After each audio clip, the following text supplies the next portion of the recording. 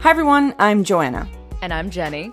And this is Hyphenated, the podcast about living in the hyphen. And today we wanted to talk about beauty standards. Ooh. So we're going to be talking about how beauty standards have affected us, how we see it affect our society, and also how Latin culture has specific type of beauty standards that we see are particular and different. Yeah. So Jenny, growing up, as women, we've been confronted with beauty standards and have probably been affected by it.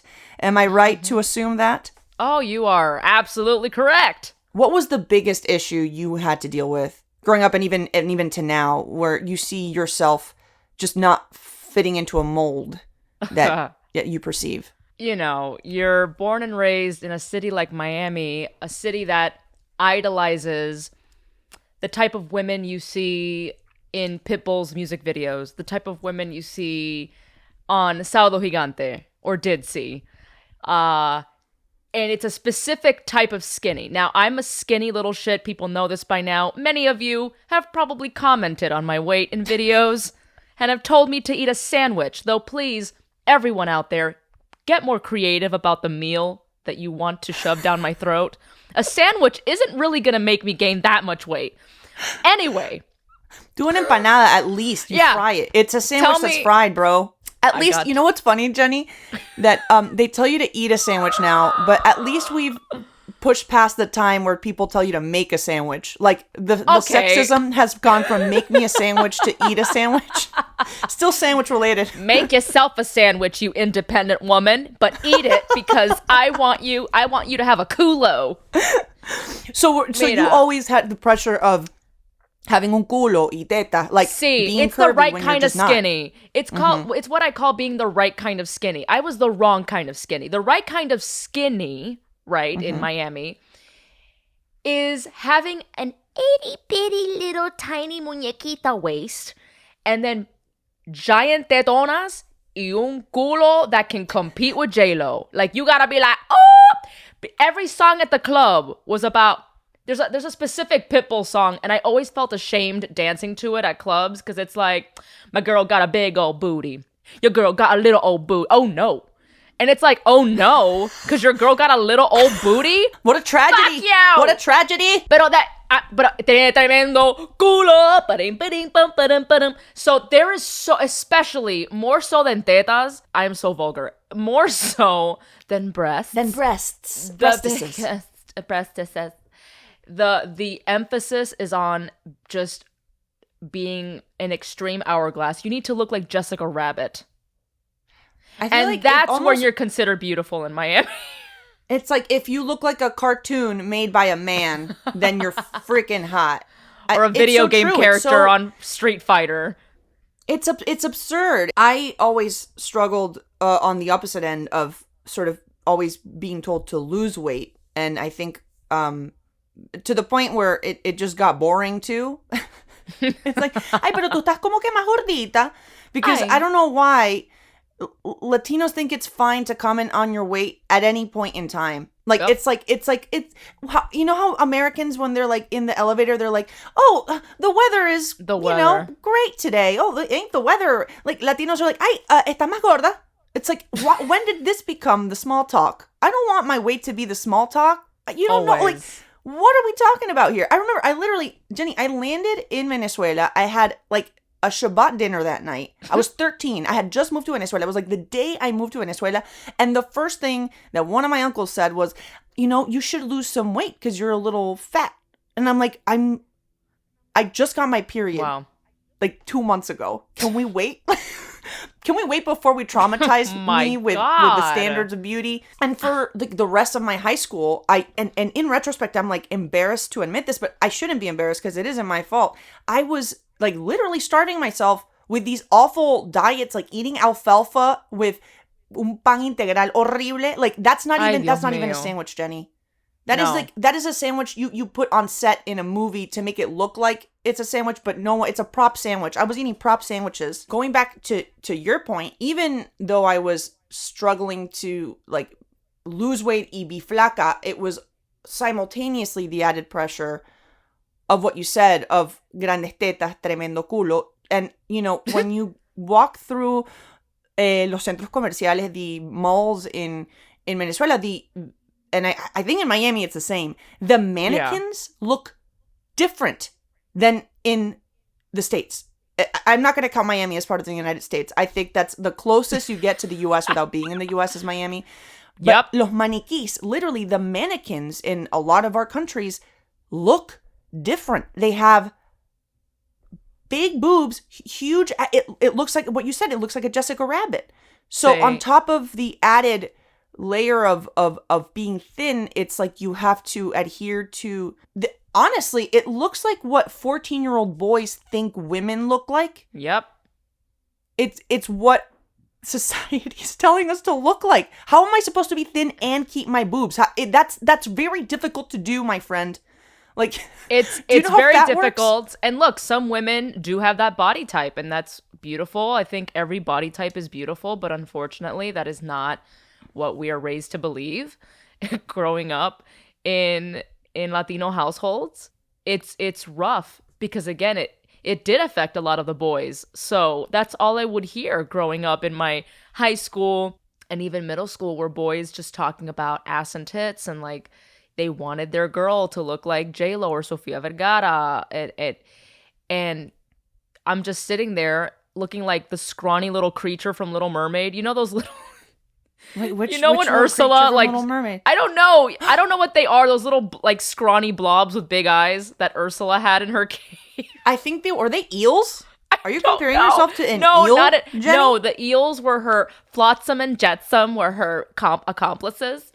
No, they were like other souls that she messed with, and they turned into these little. Anyway, that's just what I felt like. This little squiggly, ugly, gray creature with big eyes compared to what was accepted, what was wanted, what was sexy. Like, yeah. I mean, I remember one of the many retail jobs I had was Office Depot. It was back to school season, and there was this guy that I was helping, and when he found out I was Cuban, he was like, I can't believe you're Cuban. You don't even have an ass. I don't understand how that even... I truly don't understand that. But Joanna, I still get those comments. I remember, now this is why I want to dive into this, because I think it's very important for our listeners to hear this and spread the good word. I have Crohn's disease. It's an autoimmune disease of the entire intestinal tract, right? Digestive tract. Now, again, I don't blame my Crohn's disease for my size. I've always been skinny. My sister and I have always had issues gaining weight, which would give my grandma a patatus because she wanted us to be more well-rounded, if you get my drift. We were too bony for her. But, when I got diagnosed with Crohn's, I went on a journey with my diet and my lifestyle. And there was a point that I dropped lots of weight. I went to 88 pounds about 2 years ago because I was really struggling to find the right diet that would keep me in remission. And with someone like me who has a very fast metabolism, can you imagine cutting out so much from your diet? Of course I'm going to lose weight, tons of it. And I was very insecure. And I think at the time I was working at Me Too. And it was actually the activation that you and I did, Joanna, for the car. Mm-hmm. So there was a shot where I'm hugging this guy and you can see my butt, and a lot of the comments were like, what is this Latina doing with a flat butt? Like, with a flat ass? She's definitely not eating her croquetas. Like, I was getting lots of terrible comments about my body type, that I can't really be Latina. Like, what am I eating? And it happens every single time I fly back to Miami. I actually had a panic attack at a Cuban restaurant because a fan of mine, she stopped me. By the way, I'm sitting at a table and I'm eating Cuban food. And this fan stops me to tell me, first and foremost, the typical, oh my gosh, Jenny, I love you, abuela. And then she looked at me. She puts her hand to her chest, which is what a lot of people do. They put their hands to their chest as if they just saw a ghost.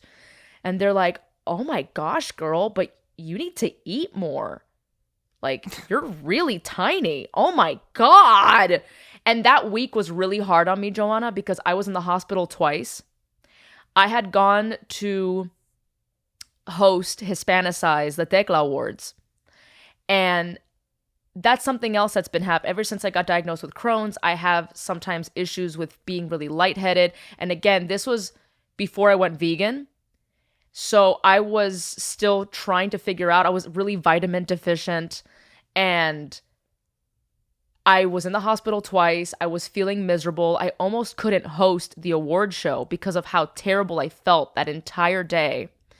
So then you can only imagine, I'm going through all of these health issues to then be stopped multiple times that same week by not only fans, but like I would bump into mothers of my friends from high school, and it was the same song and dance. Ay, pero Jenny está muy flaca. Ay, no, pero tiene que comer más. And I even snapped. I snapped at my friend's mother, her elderly mother, because it was the straw that broke the camel's back. I couldn't handle it anymore. It was like the third instance, that same horrible week, where I went to my friend's house to film something, and her elderly mother, the first thing out of her mouth was, "Ay, Jenny, no te ves bien. Tiene que comer." The same crap. And I looked at her and I said, I'm forgetting how I said it in Spanish, but I said, "You don't say that." I felt like I was talking to a little kid. I'm like, "Eso no se hace." You don't know what people are going through. I have friends with PCOS, polycystic ovarian syndrome, that have a hard time losing weight. People go through depression, anxiety. Some people eat more during really bad mental phases of their life. Other people eat less. You just simply need to back off. Mind your business. I think the issue is every culture has beauty standards. What I think is very sort of idiosyncratic to ours is how open people are with commenting about appearance to your face. And I think that that's something that it is funny. Like, I make fun of it all the time, how it's just, it feels like people have carte blanche to comment on how you look and how much you weigh. But it's also really annoying. I think it aggravates the pressures. I remember I would freak about having to go to the freaking peluqueria because I'm like, oh God, Wilma's gonna tell me whether I'm fat or I'm thin right now. And if I'm fat, I'm gonna cry because, I truthfully, in retrospect, I was never overweight. And in my head, I was. In my head, I thought I was ashamed of my body. And to this day, I still look at my body in the mirror sometimes and I all I see are defects. And it is because we're also bombarded on our phones to this day with edited stuff and images, and it's like it I'd like to say that I've grown past it. I think I've grown from it, but I still catch myself I still catch myself commenting on myself, but I dread, and I dread if I feel people will comment on how I look. I dread it. And it's like a given that it'll happen. If we were on Family Feud, Tia's edition, if you're at a family gathering, what's the number one thing your Tia is likely to comment on? Number one would be your weight. 100%. Ding, ding, ding, ding, ding, ding, ding. Number 2, novio. Novio. Number 3, la otra tía that she's jealous of.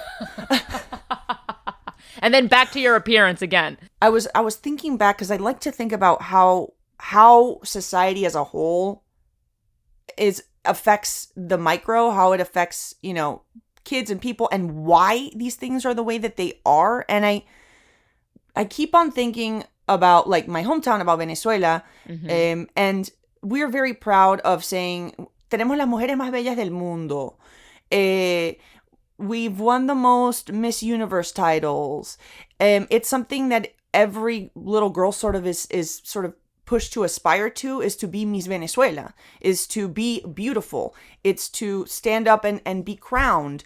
And it's actually become a gateway for a lot of young women to escape poverty. if they're scouted, they're able to, get a bunch of surgeries, but then travel the world. It's become a way that women see a way out of things and find opportunities.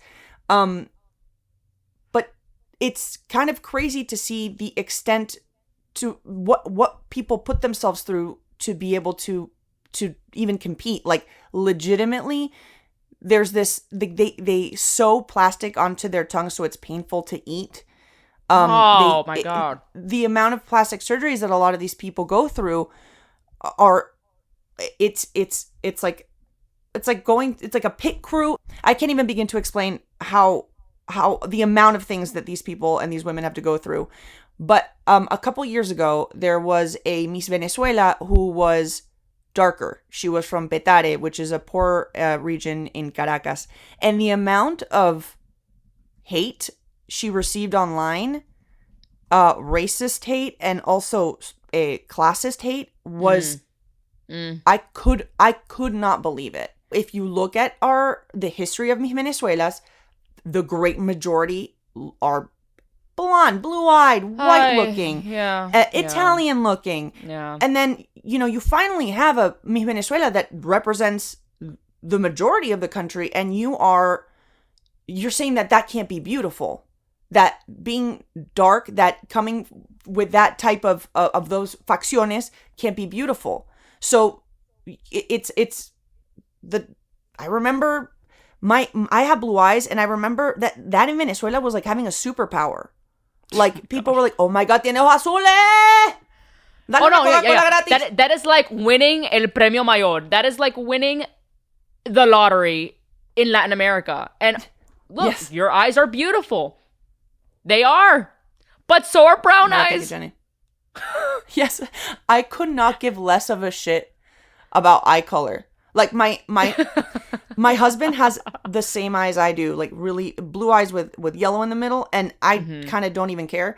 But every comment from todos los latinos es como que, ay, tus hijos van a ser bellos. I'm like, are you kidding me? We're both super pale. We have widow's peaks and butt chins. Our children might look like Dracula. But the only thing you're referencing is because I have blue eyes, dude. I know that's why you're saying it. My Dracula children will have blue eyes, and you'll think they're hot because of the eyes. Because for beauty standards, being more white in Latin America is perceived as more beautiful. I see. The whiter, the blonder, the lighter eye. Like, me da una roña. Because look, I have one of those three things. I'm light skinned. Pero then I have dark hair and I have dark eyes. And I hated it. It made me feel so ugly. Every time I would even hear people in my family, people around me, did you hear que la hija de Glorita, she's going to have a boy, pero her husband has blue eyes, and I hope he gets the blue eyes. I'm like, why? Shut up, lady. I get so mad at that. Pero look at the freaking portrait of Jesucristo in every single family household. He looks like an Abercrombie and Fitch model. Like, yeah. I'm like, ¿quién es este tipo? That's Jesus Christ. I'm like, no, that's Taylor. And he works at Taylor. Hollister. He's from Connecticut, dude. Okay, that guy is not Jesus from Nazareth. All right, we have the weight, we have the curves, and then you have this Eurocentric standard of beauty where whiteness is still perceived as more beautiful. And I think this links back to history. I think it's useful to look back at history to see what we thought was beautiful way back when, to give us perspective of how absurd beauty standards are. Like, in China, women would bind their feet to look like lotus flowers, and they wouldn't be able to walk, and it was super hot to have tiny little feet that were super deformed and you couldn't walk in. That was hot. That was hot. And then corsets, which, by the way, many of my friends and cousins would wear fajas to sleep, but corsets would literally constrain your body and move your intestines and your organs into unsafe positions, and that was perceived as beautiful in like Victorian era Europe. And then in France, around the same time, it was super hot to be super pale and then paint your veins. Like, it was hot to look like you were dying. Like, it was. So with all these examples out there, we can conclude that through history, humans have been creating beauty standards sort of out of nowhere, because of the context of the society, and Yeah. they're bullshit. They're bullshit. It's so much. It's too much. I'm like, can't we just be humans and roam the earth like the losers that we all are? So the standards that society creates and says that are beautiful are bullshit. But then simultaneously, throughout history, it's always been, what do you need to do to be feminine and to be womanly and all of these beauty standards are always linked to that. It's like, you have to look like you're fertile. Your tiny feet don't let you walk, so your husband has to carry you everywhere. You're super pale, which means that like you don't go out to work. Literally, all of it is dictating what is femininity and what is being a woman. And I think to this day that's the case. Honestly, when I go to Miami or when I go back to Latin America, I feel like I do not dress like sufficiently like a lady. I feel like people think. For the first 2 years of my career, everyone assumed I was gay, which is like, okay, cool. But and I'd ask, I'm like, oh, like, why? I'm like curious. And they're like, oh, because of how you dress. And it's like, what? Did I not get the memo that gay people dress differently than straight people? I'm pretty sure we dress pretty much the same. However the hell we want to dress. Mm-hmm. But let me tell you, as someone who grew up there, I concur. It was you had to dress a certain way. Your hair had to be long and flowy and very Pantene Pro V. It had to, the more feminine you were, the better. And it was all about, ay, pero píntate los labios, ponte, put some makeup on, or else, your husband's gonna cheat on you if you don't, take care of yourself. But what they mean by take care of yourself is not what you would think it is. It's literally keeping your hair long and beautiful, makeup, dressing a certain way, wearing high heels. I had a friend whose husband did not allow her to wear flats. She had to wear high heels. She had to wear high heels. Are we in feudal Europe? What is that? Girl, I'm telling you. Since when? What type of husband tells a wife what footwear she's allowed to wear? So how does she work out? Does she know where? Did she? I mean, I'm sorry. This is psychotic. No, it's that's terrible. Psychotic. It's absolutely terrible. It is shameful. It is sexist as hell, and that is another reason why I had a really difficult time fitting in Miami, because I do like wearing pants a lot. I do like dressing. However, there are days that I feel extremely feminine and I like wearing pretty vintage dresses and heels. Yes, that is a part of me. But then there's this other side of me that's very grunge and very lax and chill and whatevs. I don't know what to even call that.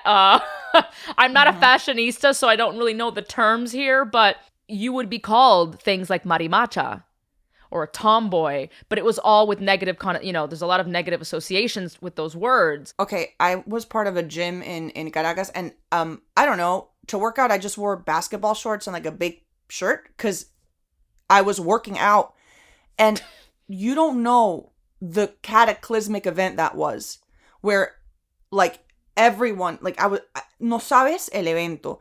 Even my mom was like, you shouldn't dress like that, like to go to the gym. and then like one of the trainers was like, what are you wearing? This is crazy. Like people were staring, and I'm like, what the fuck? And then you look around, and even in the gym, the athleisure the women wear, which to this day, I have to say, I own this stuff, is like super tight, and like you see like the ass and the boobs and even there, even in working out, which is like should not be dressing up to sweat and just work out.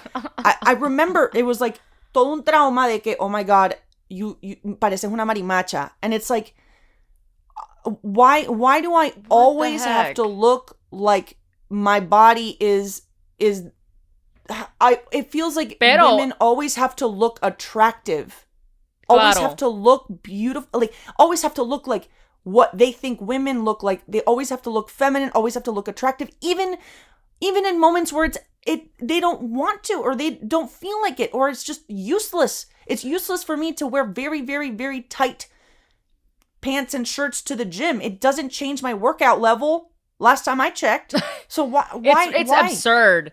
I think so many of the standards are placed to keep on reiterating what we think gender should be, what men should be, what women should be, versus what people should be and what they want to do with. And, you know, I think it's important to note, I speak for Jenny, I would never judge anyone for doing anything that makes them feel better about themselves. But I think it's important to criticize the society that makes people feel like they're not enough. Yeah. And I think that in order to move forward, we have to be like, yo, can we like chill, man? Like right now, what's in style is having huge lips. And like, dude, my lips look like they were drawn on with a colored pencil. I don't have lips. Same. Like, I don't have lips either. And I gotta say, for so long I was like, oh my god, should I do something about it? I feel like really uncomfortable. Oh my god. And then I'm like, wait a second. Why? Why do I have to change the way I look because of what I see around me? Because that's what's in right now, right? Mm-hmm. Like, I remember when I was younger, big boobs were way more in style, and I'm an A cup. I'm a 32A. What? Itty bitty titty committee. And I used to be super insecure about my boobs. Like, I would get push-up bras and the whole nine. And now, guess what? People are getting breast reductions because now really big boobs are no longer in style. When beauty is a fad, that's when you can tell that it is so subjective. When beauty comes and goes like low-rise jeans, we gotta take a look at what we're idealizing. And you know, it should not be a fad. Beauty is, it's who you are. It's or what you idealize about yourself and what you like about yourself. And everyone has something that they should like about themselves. So that's beauty. It isn't, you know, can you pull off a crop top? Answer is no, but for me, but my torso is so long. Jesus Christ. But I think it's like, yo, as a society, we got to stop dictating what is hot and not. Beauty standards fluctuate just as much as social media algorithms, and they can all go to hell.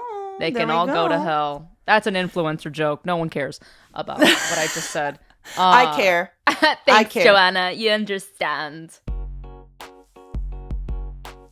Now, for the word segment of this episode, we got a really great word, actually, from an email a listener sent to us regarding the last episode we did about telenovelas, and that word is Malinchismo. Now, we did some research, and Malinchismo comes from La Malinche, which actually was a person. She was a Nahua woman from the Mexican Gulf Coast who played a very important role in the Spanish conquest of the Aztec Empire, because she acted as the interpreter and advisor and sort of intermediary for Hernán Cortés, who was the Spanish conquistador. So Malinchismo is giving preference to a foreign culture over your own, and Jorge says this also applies to Eurocentric beauty standards, which why it tied into our conversation about telenovelas being so white. Can I just say really quickly about this poor, can you imagine your name becoming a noun for something so bad? I know. I think we should make some new words out of people's names now. Like, I'd love, he Ted Cruz'd out of here. Like, when someone leaves a party or a really important event, or, like, a doctor leaves a surgery. Yo, that's Ted brilliant. Cruz the hell out of here. Man, I'm going to Ted Cruz. Yes. Anyway, guys, we love reading your emails. It helps us make a better episode. So don't forget to write to us at hyphenated@pitaya.fm. We love hearing from you. We miss you. We love you. We think you're beautiful.